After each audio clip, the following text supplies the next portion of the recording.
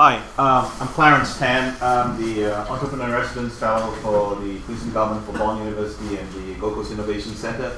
I just came back last week from a 10-week hiatus at the Singularity University. For those who don't know what the university is, go check it out. It's pretty interesting. It's actually at the NASA Ames Research Park. And the whole idea is to train a selected people of 80 people over the summer in the US with exponential technology, and to help them use the technology to enable a positive impact on 1 billion people in 10 years. And the project that I worked on, I was a team leader for this project, is called Corruption Tracker. So it was launched about a couple of weeks ago.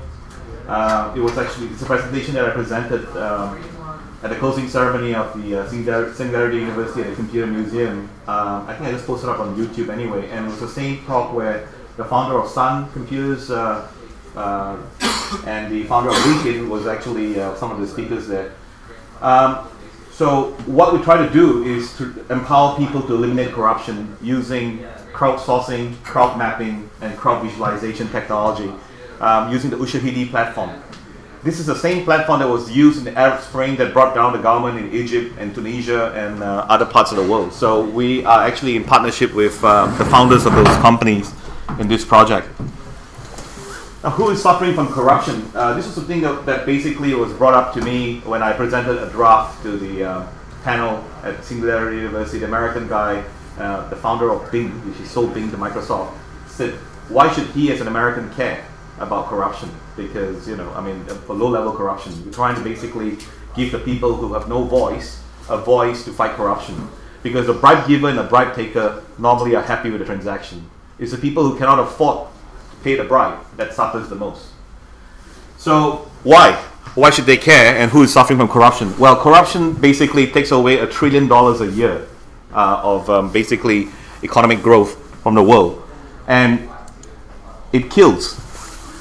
A paper in Nature in January this year did a research, and they found that 83% of all earthquake deaths in the world were caused by corruption. How does that happen? So in Haiti, for example, you have a building inspector coming around and asking for a bribe, and he qualifies the building as safe, and when an earthquake hits, people die and lives are lost. But that's not the only issue. The latest one was in China, in Wenzhou. This was a high-speed train crash that killed 132 people. Now, it affects everybody because in this case, in this train crash, these people who go on a high-speed train in China are not your common Chinese. It's the high net worth, middle income, high income people. And this almost brought down the government, because the government first instance was to pay everybody off, $77,000 to all the victims before they even pulled the bodies out of the wreckage. And the people here are high income people. So, and there was a girl at Singularity University a week before took this train. So it could be you. You could be staying in a hotel that's been affected by corruption. You could be taking a high-speed train, and you could essentially be affected by it negatively. In other places in Moldova, there was a case where a person took his mother to a hospital and couldn't get any treatment unless you actually bribed the doctor. And the mom had no treatment for 3 days until finally he found a hospital that would take the mom in and treat her, but it was too late and she died. So corruption is in the dark. What we're trying to do is shine a light at corruption, and we're going after the long tail of corruption. The high end of the tail, obviously, is taken care by WikiLeaks and so forth. But the people who don't have a voice, that's what we want to do. And how are we doing it? Essentially, you see a bribe. You can download our app. Right now, it's not branded as Corruption Tracker. It's running on the Ushahidi platform. It's a free app. You can download Ushahidi on your iPhone or your Android phone, and you put Corruption Tracker as the site. You can file a report on the website. You can tweet about it, and you report it, and we immediately show it up on the map somewhere. On this Corruption Tracker map. So you can drill down into the particular city or the village where you see the corruption. And the whole idea is to get crowdsource, crowd analysis, and crowd mapping it. This is the key component that we need to work on. And that's why I'm talking to you guys, because we're looking at volunteers, we're looking at partners. We're in early stage at the moment. We can get the information from crowdsourcing. We're working with Ushahidi. Ushahidi means testimony or witness in Swahili. It was set up during the Kenyan riots in 2008. And I said it's a platform that was used to basically bring down the governments in the Middle East. We need to validate the data. At the moment, we're doing it through volunteers or local experts, which is not a scalable solution. What we want to do, we're talking Transparency International and Global Integrity and other NGOs that already have information. We want to basically map the information against the collection of data that we have and essentially try to find out if there is a cross-match and verification of corrupt activities in a particular area. So we are talking to a company called Palantir. Palantir is a company that's set up by ex-PayPal people, and their customers are basically the CIA and all the intelligence agencies. They use it to map counterterrorism, terrorist networks and so forth. So we need a small portion of the technology. We're also talking to, obviously, Bonn University to do some area of data mining of semantic networks. So we are looking at that because when we launched this in the soft launch on a Tuesday 2 weeks ago, we had, I think, 4,000 tweets within less than 24 hours because the cartoonist for Dilbert, Scott Adams, actually posted a link to our site because he was saying that you need a Yelp for corruption, and somebody told them that we're doing this. So we had unsolicited. Now, right now, I think we have about 28,000 tweets. We have no time to actually go and map it out right now and post it out, but that's what we need to do on the data analysis side. And obviously then to report it and to work with the various anti-corruption agencies around the world. So this is what happens when one of the maps can drill down the categories. We're still working on the ontology, and I would welcome anybody to come and talk to us about trying to work this, it is for a good cause. So an example on an iPhone app, I can show it to you on my phone app. This is just a sample one that we did. You can take a photograph of it, it automatically captures the map and so forth, and essentially then report the entire event. So what we want to do is enable public action against corruption, no cost to low access to for those who can't afford it, low cost access. And for the corporations, we're thinking of being a social enterprise because the Gates Foundation might want to know the amount of donation they give for malarial drug campaign to Kenya, how much of it has been pilfered and so forth. So if we can actually help them monitor that, we might want to do a cost recovery revenue there. Basically one of the things we're looking at too is allowing companies to who lose out a bit because of corrupt practices to use us to crowdsource information and provide evidence that there's been a corrupt practice in terms of some tendering in certain countries and bring international pressure or maybe even justice to the whole thing. So the team, we're from basically Singularity University picked 80 students from 2,200 applicants, and we were from 35 countries. So this is essentially the team that worked with me from Ukraine, from Bulgaria. And I've been up since 6 a.m. in the morning talking to these guys because trying to find a time where everybody is available is very difficult. So look, I relish working with you guys here on the Gold Coast if possible. I look forward to talking to you guys more about this project. So go to the website, have a look at it. Initially we started with mock data, and then we start getting a lot of real data. So we removed the mock data, and what you see on the map right now are actual reports. And this was 2 days after that, we had like 7,000 tweets. And these are sample reports that you see that comes out. These are real reports.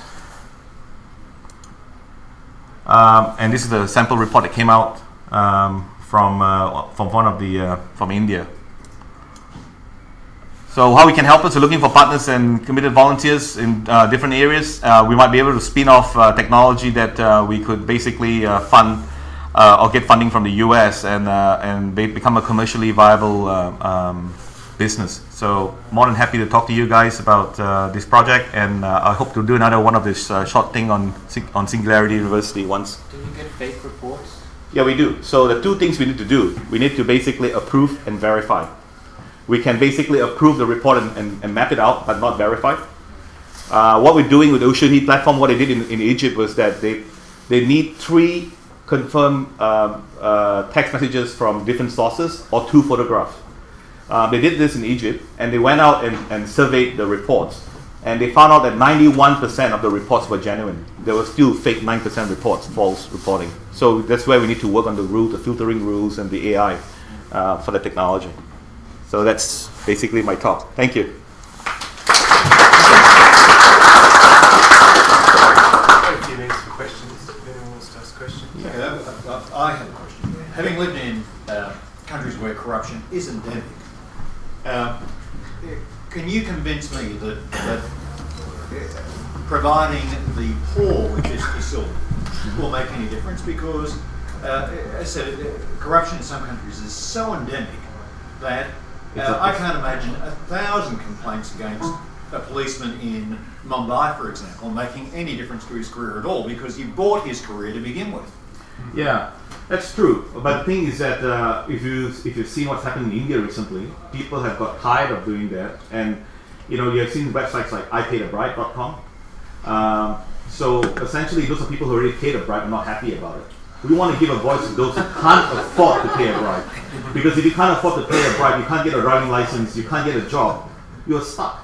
I mean, where else can they go to? What's the alternative? So we've got to start somewhere. We believe there's enough crowd pressure. Well, look at Egypt, the same thing, right? The same argument you have. It's so endemic, it's so corrupted, but look, Mubarak has left. So we've got to start somewhere. Yes, but Mubarak has left, but has the climate changed? And my argument is that the climate hasn't changed at all. All that's happened is that some new person has taken over. Some new person has taken over, and that India, I've spent a lot of time. And yes, I appreciate and understand the legislative changes that have just occurred. But do I believe in my heart that they're going to make any difference in India? No, I don't. Okay, well, we'll see. So, yeah, we're going to make a start somewhere. Clarence, if I report corruption, do you guarantee me anonymity? We do, but this is the thing that we're trying to talk to Malcolm and some other lawyers, where we can actually place this so that we are not subjected to the Patriots Act in the US, for example. So we're still looking to those issues at the moment. Because obviously if you're based in the US, under the Patriot Act, the American government can give you information. So. Not only the US, but we know the Iranian intelligence agencies are putting pressure on American expats of theirs that they spoof these kinds of things, so it's very dangerous. Yeah, so it depends on what you actually put up there. I mean, again, we all can fall back on the experiences of what's happened in Sudan, with Ushahidi telling us that this is what they've done, and in Egypt and so forth. Whereas, the tipping point happens when everybody starts using it, that, you cannot just ignore it. Clarence sort of thing's really interesting though. Like I remember when the Iran thing was happening and people were changing all the locations in Twitter to be like Tehran and stuff to try and confuse the Iranian security guys because they were looking for people in locations. So if you leave the internet alone, people will come up with ways to circumvent the people who are trying to circumvent you as well. I mean, interesting thing was I got a post yesterday on my Facebook from the lady that was actually on the Wingzhou train, and she posted this thing about how an anti-corruption official in China was stabbed 10 times, and the court ruled that it was suicide. So, if you don't see me at the next BarCamp.